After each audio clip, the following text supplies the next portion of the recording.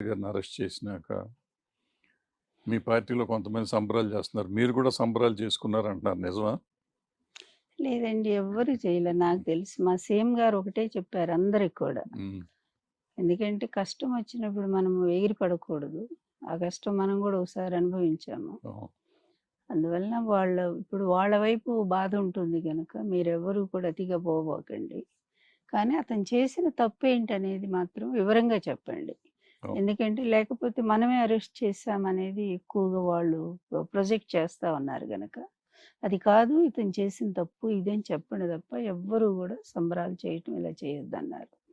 నేను కూడా నా పర్సనల్‌గా ఘాటు దగ్గరికెళ్ళాను. హ్మ్. ఒకసారి నా భర్తతో షేర్ చేసుకున్నాను నేను కొంచెం.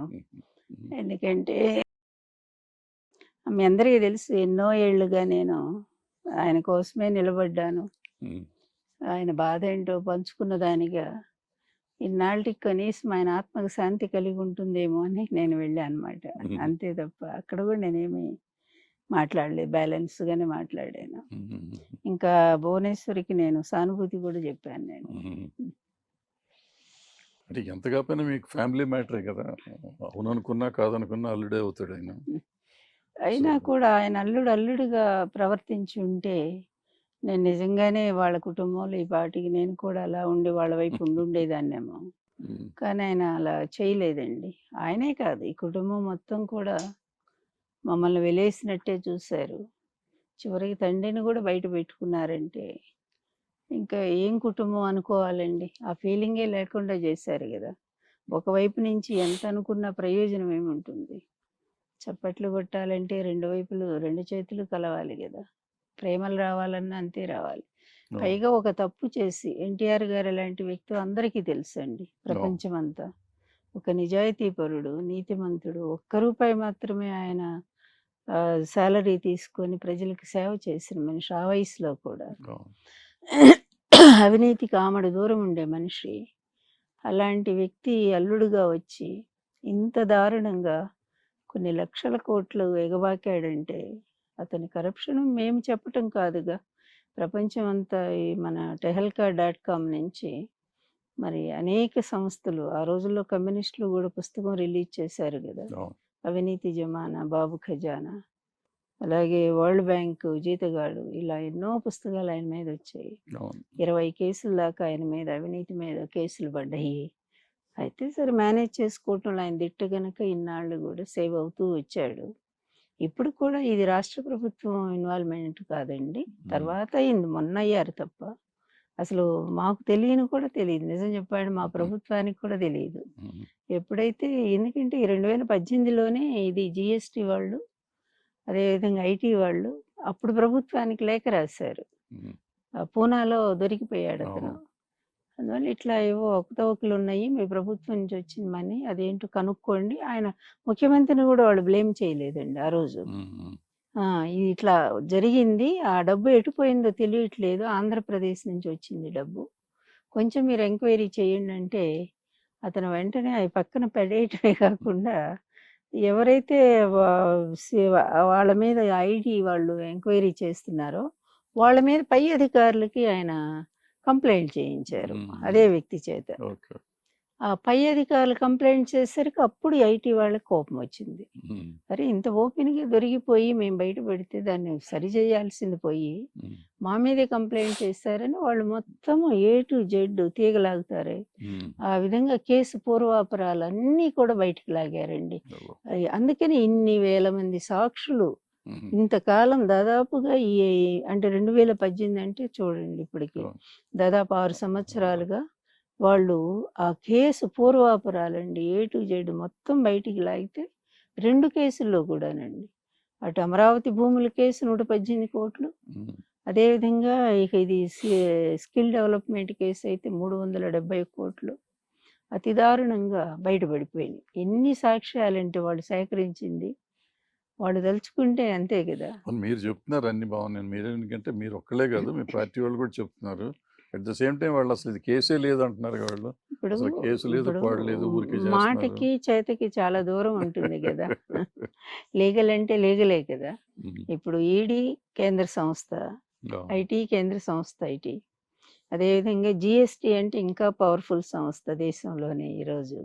ఈ 3 సంస్థలు ఇచ్చినటువంటి రిపోర్టు, అలాగే వాళ్ళ మీకు 2019లోనో ఎప్పుడో గదా! పిఏ శ్రీనివాస్ మీద అవును. ఈడీ దర్యాప్తు చేశారు అవును. గదండీ! అవును. దొరికిపోయాడు గదా! 2000 కోట్లు పట్టుబడ్డాడు గదా! హ్మ్. అతని దగ్గరే మొత్తం దొరికింది. అవును. ఇన్ఫర్మేషన్ అంతా దొరికింది. హ్మ్. ఈరోజు ఏమి లేకపోతే వాళ్ళందరిని ఎందుకు దేశాన్ని దాటించారో చెప్పాలిగా వాళ్ళు సమాధానం. ఎక్కడున్నారు ఆ దొంగలంతా ఇప్పుడు? వస్తారు, మెల్లిగా వస్తారు, అవసరం వస్తారు. ఉన్నప్పుడు అదే వస్తారు. చెప్తున్నా. అందువల్ల మాటకి, చేతకి చాలా దూరం ఉంటుంది. ప్రాక్టికల్‌గా దొరికిపోయిన దొంగ ఈరోజు చంద్రబాబు నాయుడు, అతని కొడుకు కూడా. అందువల్ల చేసిన పాపాలకు అనుభవించాలి కదండీ! పాపాలంటే ఒకటొచ్చింది. మీరు ఏమనుకోకపోతే ఒక పిచ్చి ప్రశ్న ఒకటేస్తాను నేను. ఆహ్, చంద్రబాబు నాయుడు గారి వల్లే రామారావు గారు మనకు లేకుండా పోయారని మీలాంటోళ్ళు కొంతమంది ఎన్టీ రామారావు గారి అభిమానులు నమ్మారు. నమ్ముతారు ఇప్పటికి కూడా. అట్ ద సేమ్ టైమ్ మీ వల్ల ఆయన పోయారని కొంతమంది అంటూ ఉంటారు. ఇప్పటికీ అంటారు. నిన్నగాక మొన్న ఆవిడ రేణుకా చౌదరి గారు కూడా స్టేట్మెంట్ ఇచ్చారు. ఏదో వీరభోగ వసంతరాయల కోసం మీరు ట్రై చేశారు.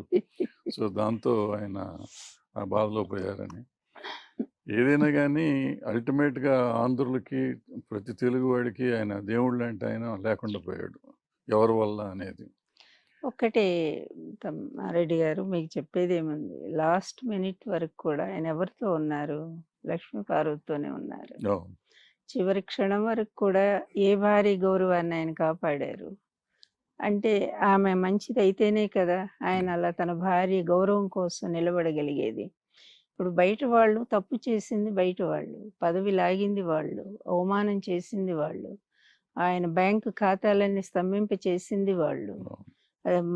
పార్టీ నుంచి సస్పెండ్ చేసింది వాళ్ళు. ఇవన్నీ కూడా ఓపెన్‌గా ఉన్నాయే గదండీ! అవును. అవును. ఇవి ఆరోపణలైతే కాదుగా. కాదు. నిజాలే. నిజాలే గదా! వాస్తవం జరిగినయే కదా! అవును. చివరి క్షణాల్లో ఎన్టీఆర్ గారు ఎవరి మీద కోపం తెచ్చుకున్నారండి? చంద్రబాబు మీదే కదా! అవును. అవును. ఆడియోలు, వీడియోలన్నీ కూడా ఆయన రిలీజ్ చేశారు కదా!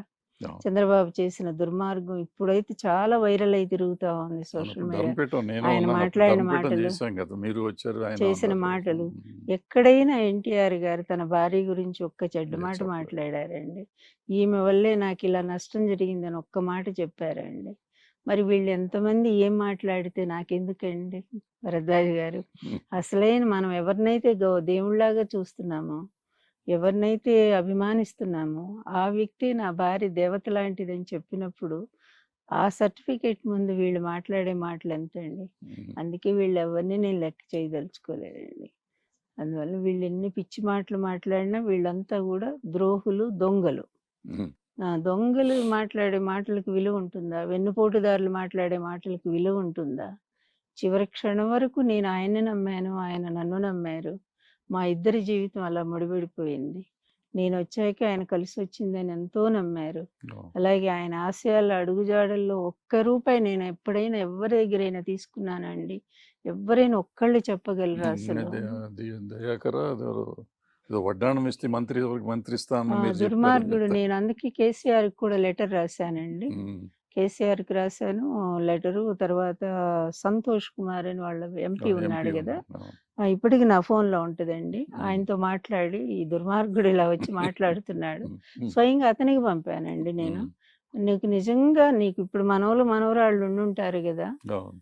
నీ మనవరాళ్ళ మీద, మనవల మీద నువ్వు ఒట్టేసి ప్రమాణం చేసి, హ్మ్. నిజంగా ఎప్పుడైనా నేను కలవటం గాని నన్ను పర్సనల్‌గా అయినా, లేతే నేను ఈ విధంగా నిన్నే కాదు పార్టీలో ఎవరినైనా సరే ఒక్క రూపాయి నేను అడిగినట్టు ఎవరైనా నిరూపించండి. ప్రమాణం చేసి చెప్పండి మీకు నమ్మకం ఉంటే. దేవుళ్ళని గూడా నమ్మని వాళ్ళు చాలా మంది ఉన్నారు. అవును. దేవుళ్ళ మీద దొంగ ఓట్లేస్తా ఉన్నారు. హ్మ్. కానీ సెంటిమెంట్ ఏంటంటే కొంచెం మన ఫ్యామిలీ. అవును. మన పిల్లలు వాళ్ళంటే, మనవలు మనమంటే ఇంకా ప్రేమ ఉంటుంది. అవును. అందువల్ల వాళ్ళ మీద ప్రమాణం చేసి చెప్పు నువ్వు దయాకర్ ఇప్పుడు గూడా మీ ముందు గూడా అడుగుతున్నానండి. అవును. దయాకర్ నువ్వు నిజంగా నీకు మన మానవత్వం అనేది ఉంటే మనిషివైతే ఎందుకు మినిస్టర్లు అవుతారో తెలీదండి ఇలాంటి వాళ్ళు. అబద్ధాలు చెప్పటానికా హ్మ్. మినిస్టర్లు? హ్మ్. ఎప్పుడో పోయింది ఇన్నేళ్ల తర్వాత వాళ్ళు కావాలని ఏబిఎన్‌లో నీ చేత చెప్పించి అడిగించారనేది లోకానికి తెలుసు. అవును. అయినా నీ వ్యక్తిత్వం ఏమైపోయింది? అవును. నీ మానవత్వం ఏమైపోయింది? మీ అన్నగారి భార్య మీద అంత దారుణమైన నిందేయటానికి నీ మనసు ఎట్లా ఒప్పింది? ఉమ్. అందుకే నీ పిల్లల మీద ప్రమాణం చేసి చెప్పు అందరి ముందని చెప్పి నేను అతనికి కూడా పంపించానండి. ఇప్పుడు నా ఫోన్‌లో ఉంది, మీకు చూపిస్తాను నేను. ఆ లెటర్ మీకు కూడా పంపిస్తాను భరద్వాజ్ గారు. అప్పుడే నేను కేసీఆర్ ఓకే. గారికి పంపానండి. మీ మినిస్టర్ ఇలా పిచ్చి మాటలు మాట్లాడుతున్నాడు ఓకే. కూర్చొని ఇప్పుడు అని. వాళ్ళందరికీ ఇదే ప్రాబ్లం. మీరు ఈ పార్టీలో చేరారు. అన్నగారు ఉన్నప్పుడు కాంగ్రెస్ అంటే కాంగ్రెస్‌కి అగెనిస్ట్ గానే కదా ఆయన పార్టీ పెట్టారు. కాంగ్రెస్‌ని అవునండి. పంపించాలని పెట్టారు. ఏదైనా ఇప్పుడు వైఎస్ఆర్‌సీపీ పేరుకి వేరే గాని కాంగ్రెస్ పార్టీ ఇంకో రూపంలో ఉన్న కాంగ్రెస్ పార్టీ కదా! కాదండి. మీరు దాంట్లోకి ఎగనెస్ట్ వెళ్లారు అనే కాంగ్రెస్. దాంట్లో ఎగనెస్ట్ కాంగ్రెస్ అండి అది కూడా. అగెనిస్ట్ కాంగ్రెస్ అని ఇప్పుడు కాంగ్రెస్ ఇప్పుడు మీకు వైఎస్ రాజశేఖర రెడ్డి గారంటే కాంగ్రెస్ పార్టీ పక్కా కాంగ్రెస్. అవును. అందులోనే పుట్టారు. అవును. అందులోనే పెరిగారు. పాపం అందులోనే చనిపోయారు అవును. ఆయన. అవును. అవును. కానీ అదే కాంగ్రెస్ పార్టీ ఈ అబ్బాయిని వేరు చేసిందండి. ఇతన్ని అవును. వేరు చేయటంతో అవమానపడ్డాడు. తన తండ్రి మాట అవును. నిలబెట్టడం కోసం బయటకొచ్చారు. ఏ కాంగ్రెస్ పార్టీ అతన్ని జైలుకి పంపిందండి? అదే కాంగ్రెస్ అవును. పార్టీయే గదా! అవును. అవును. అతని జీవితం అంతా అతను కలవగలడా కాంగ్రెస్ పార్టీతో? కలవడు. అందువల్ల అతను వేరైపోయి తన సొంతమైన పార్టీ పెట్టుకున్నాడు. కలవకపోయినా సొంత పార్టీ వాళ్ళ అయినా నాన్న గాని పేరుతో పెట్టుకున్నాడు తప్ప అది. మీరు ఎన్నైనా చెప్పండి. ఆ! ఆ రోజుల్లో ఆంధ్రాలో ఉన్న కాంగ్రెస్‌లో ఉన్న నాయకులు మొత్తం అంటే ఆల్మోస్ట్ ఓటర్స్‌తో సహా ఇటు డైవర్ట్ అయ్యారు. అవ్వచ్చండి. ఇప్పుడు అట్లా అనుకుంటే తెలుగుదేశంలో కాంగ్రెస్ వాళ్ళు లేరా? ఉన్నారు. ఇప్పుడున్నారు. అసలెందుకు ఒరిజినల్ అతనే చంద్రబాబు నాయుడే కాంగ్రెస్ కాంగ్రెస్. పర్సన్ గదండీ! అందువల్ల ఆ విధంగా వచ్చే వాళ్ళ సంగతి మనం మాట్లాడలేము. కానీ నాయకుడు ఏ విధంగా సిద్ధాంతానికి కట్టుబడి ఉన్నాడు. అతను యాంటీ కాంగ్రెస్‌గా ఉన్నాడు. అతను ఈరోజు బీజేపీ చాలా ఇదిగా ఉన్నాడు అనుకూలంగా. అంటే అట్లా అని ఏదో పార్టీ పరంగా గాదండి. ఈ రాష్ట్రాల సంబంధాల వ్యవహారంలో మోడీ గారితో అతను బాగా సన్నిహితంగా ఉన్నారు. No. ఇద్దరు బాగున్నారు. రాష్ట్ర ప్రయోజనాలను సిద్ధించుకుంటున్నారు. అందువలన అతను ఎట్లా ఉండాలో అలాగే ఉన్నాడు. అంతే తప్ప చంద్రబాబు నాయుడులాగా ఏ యాంటీ కాంగ్రెస్ అని పెట్టిన తెలుగుదేశం పార్టీ తీసుకెళ్ళి మళ్ళా రాహుల్ గాంధీ కాళ్ళ దగ్గర పెట్టాడా అండి అతను? ఎంత దారుణమండి! అది No. మనం మాట్లాడాల్సింది. ఎన్టీఆర్ స్థాపించిన పార్టీ అని మీరు నమ్మితే ఇప్పుడున్న పార్టీ గూడా. But I can't believe. నేనైతే నమ్మను అది. అది ఎన్టీఆర్ గారు ఆ రోజేమన్నారు, మీకు గుర్తుండే ఉంటుంది. అవును.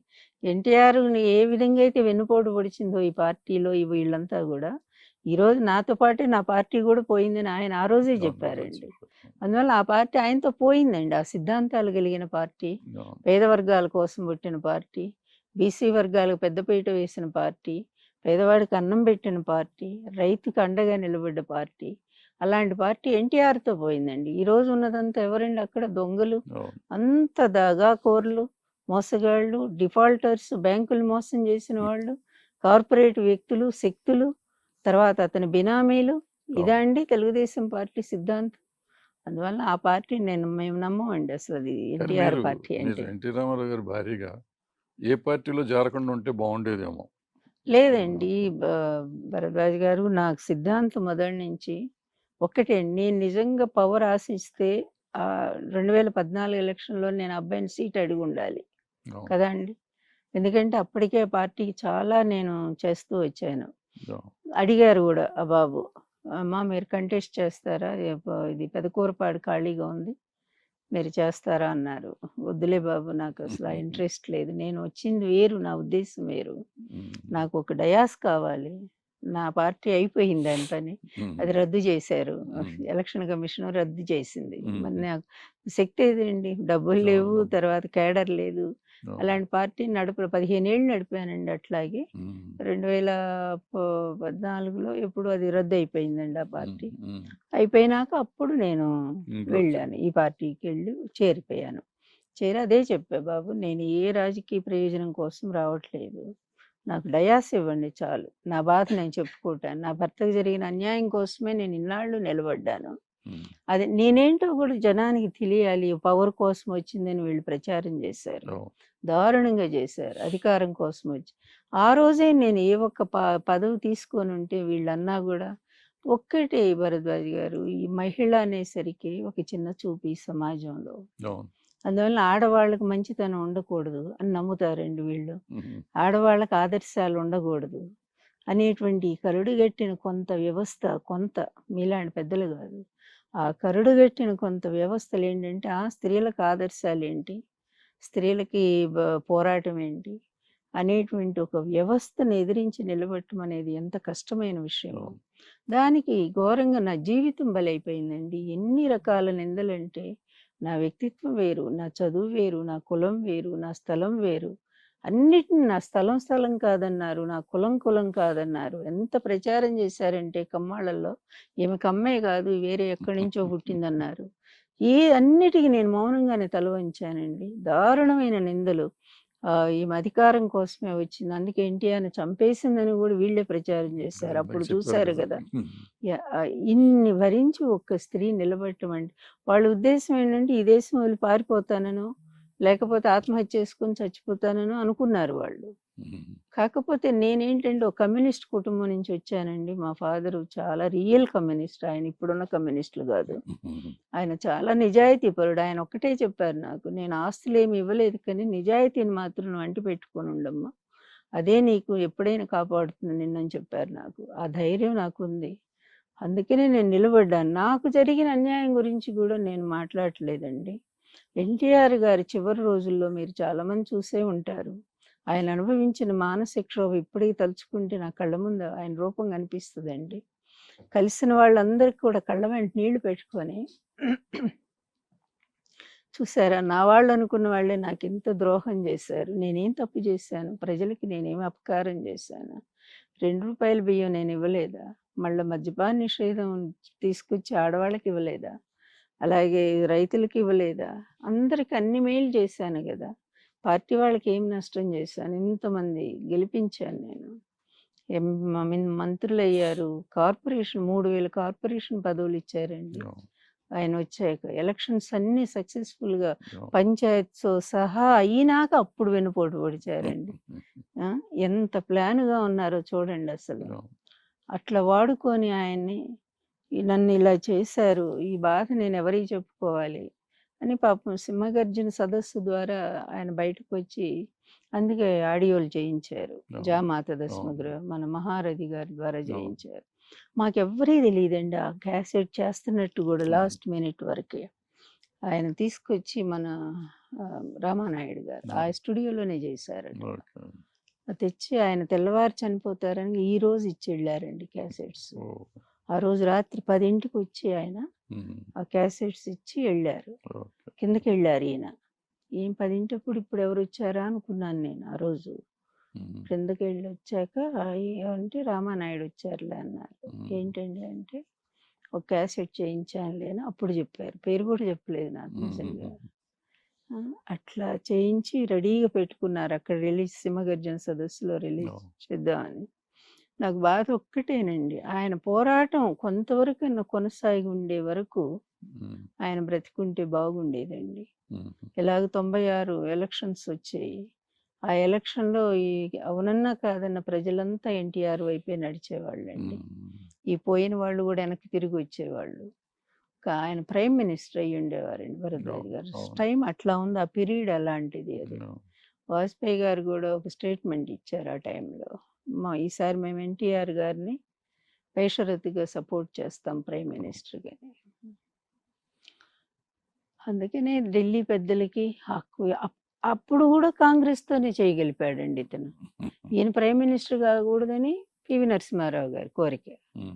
అందుకని ఈయన డిజాల్వ్ చేస్తానంటే చేయనీయకుండా అడ్డుపడి కృష్ణకాంత్ గారికి చెప్పి చేయనివ్వలేదు. లేకపోతే ఏ ముఖ్యమంత్రి అయినా డిజాల్వ్ చేస్తున్నప్పుడు ఎందుకు చేయరండి? చేయాలి కదా. అంటే అడుగడుగున ఎంత మోసం అండి. అదే కృష్ణకాంత్కి మళ్ళీ రాష్ట్రపతి పోస్ట్ కింద పెట్టారు కదా చంద్రబాబు నాయుడు. అందరూ ఒప్పుకోలేదు కనుక ఆయన రాలేదు, కానీ అవమానంతో ఆయన చనిపోయాడు. ఇలా ఎన్ని జీవితాలతో ఆడుకున్నారండి ఈ వ్యక్తులు. ఇప్పుడు మాట్లాడుతూ కమ్మ వాళ్ళని అన్నారు. ఇప్పుడున్న ప్రభుత్వం కమ్మ వాళ్ళని టార్గెట్ చేసి ఇబ్బంది పెడుతుంది అన్నారు. మీరు ఆ పార్టీలో ఉన్నారు కదా, మీరు ముఖ్యమంత్రి గారికి దృష్టికి తీసుకెళ్లారు ఎప్పుడన్నా? ఏమండి, ఒక్క ఉదాహరణ చెప్పి ఉంటే, ఒక్క సాక్ష్యం, కమ్మ వాళ్ళని ఎక్కడ ఈ ప్రభుత్వం ఇబ్బంది పెట్టింది అనే ఒక్క సాక్ష్యం గనక చెప్పి ఉంటే మనం నిజంగా ఖండిస్తామండి. ఎందుకంటే ఎంత కాదన్న ఆ కులంలోనే పుట్టాము, బాధ ఉంటుందిగా. అన్యాయంగా ఈ కులం బాధించబడితే ఎవరు తట్టుకోలేం కదండి. ఇప్పుడు నేనే కాదు, చాలా మంది ఉన్నారు ఈ పార్టీలో. ఎమ్మెల్యేలు ఉన్నారు, ఇంకా చాలా మంది కార్పొరేషన్లో అవును. ఉన్నారు కమ్మవాళ్ళు. ఎవరైనా తట్టుకుంటారండి అలా బాధ పెడితే? వాస్తవం ఏంటో మీ అందరికీ తెలుసు. కానీ మీరు ఏంటంటే వినలేదా? నేను అక్కడ ఉండను కాబట్టి నాకు తెలీదనుకోండి. బట్ నేను వింటున్నాను. చెప్తున్నారు. ఎక్కువ మంది మెజారిటీ చెప్తున్నారు. మెజారిటీ కమ్మవారు మమ్మల్ని ఇబ్బంది పెడుతున్నారు అని భయపడి వచ్చి మేము భయపడుతున్నాము అని చెప్తున్నారు. ఎట్లాగండి? ఒకవేళ అది ఏంటో నాకు అది తెలీదు. ఏమి లేదండి. వీళ్ళు ఐటీడీ సోషల్ మీడియా మొత్తం గూడా క్రియేట్ చేసింది. అమాయకులైన కమ్మాళ్ళను గూడా మోసం చేసిందండి. మాకు తెలుసు ఆ విషయము. హ్మ్. ఎన్నో సార్లు సీఎం గారు ఓపెన్‌గా చెప్పారు. నాకు ఏ కులాలు లేవు. అలా కులం చూస్తే లేకపోతే పార్టీ చూస్తే టీడీపీ వాళ్ళకొస్తాయా అండి? అక్కడ టీడీపీ వాళ్ళు లబ్ధి పొందట్లేదా ఆంధ్రప్రదేశ్‌లో? హ్మ్. అలాగే టీడీపీ వాళ్ళకి అమ్మఒడి రావట్లేదా? టీడీపీ వాళ్ళు ఎక్కువ కమ్మవాళ్ళే ఇది ఉన్నారుగా. కింద అలాగే వర్గాలకి విదేశీ బంధు వాళ్ళ సాయం అండి మొన్న చాలా మంది కమ్మవాళ్ళే అవును. అందుకున్నారండి. అట్లాగే ప్రతిదీ గూడా లబ్ధిదారులు అన్ని కులాలకు అతీతంగా, మతాలకు అతీతంగా, ప్రాంతాలకు అతీతంగా ఆ పరిపాలన సాగుతా ఉందండి. అందులో రాజకీయాలకు కూడా అతీతంగా లబ్ధిదారులైన ప్రతి ఒక్కళ్ళకి. అలాంటిది ఒక కమ్యూనిటీను ఒక ముఖ్యమంత్రి లబ్ధిదారుల్లో లేదు గానీ బట్ ఇప్పుడు అంటే మరి అహా! పైనున్న వినండి. వాళ్ళే వినండి. మిడిల్ క్లాస్, అప్పర్ మిడిల్ క్లాస్‌లో డెఫినిట్‌గా ఉంది. అంటే అది క్రియేట్ నా చేయబడిందండి. వాళ్ళు